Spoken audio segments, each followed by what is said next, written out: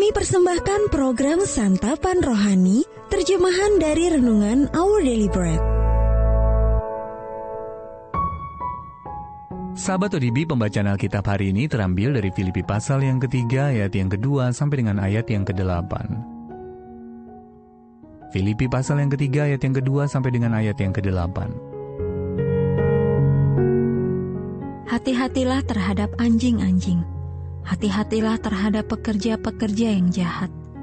Hati-hatilah terhadap penyunat-penyunat yang palsu.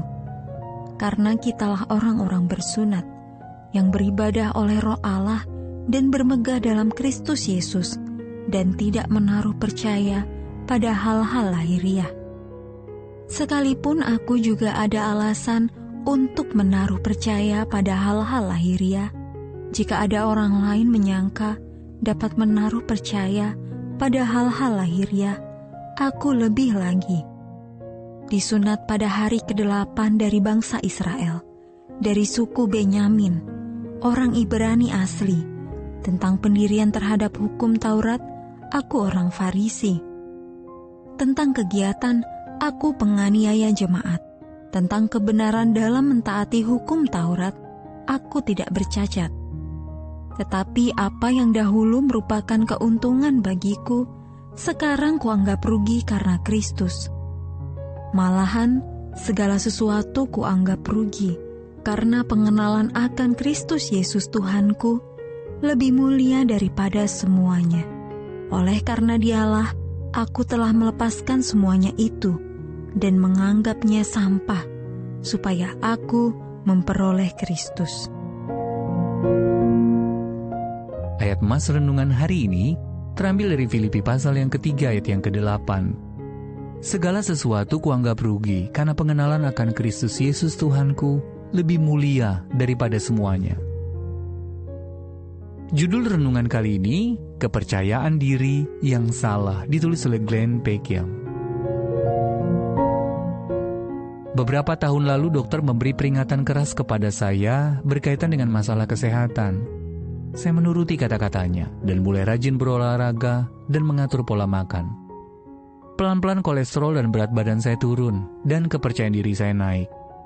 Namun, sesuatu yang kurang baik terjadi. Saya mulai memperhatikan pola makan orang lain dan menghakimi mereka. Alangkah konyolnya ketika kita menemukan sistem penilaian yang membuat kita tampil baik, tetapi menggunakannya untuk menyombongkan diri sendiri dan menjatuhkan orang lain. Tampaknya sudah menjadi kecenderungan manusiawi untuk menetapkan standar pribadi sebagai upaya membenarkan diri. Paulus memperingatkan orang-orang Filipi tentang hal itu.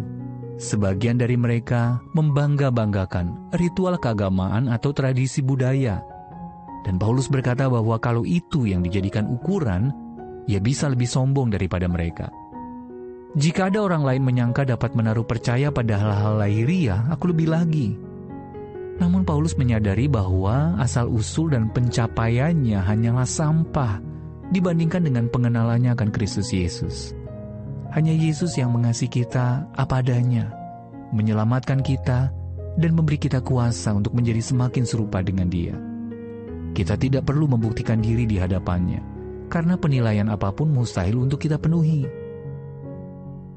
Bermegah saja sudah tidak baik, apalagi bermegah berdasarkan kepercayaan diri yang keliru.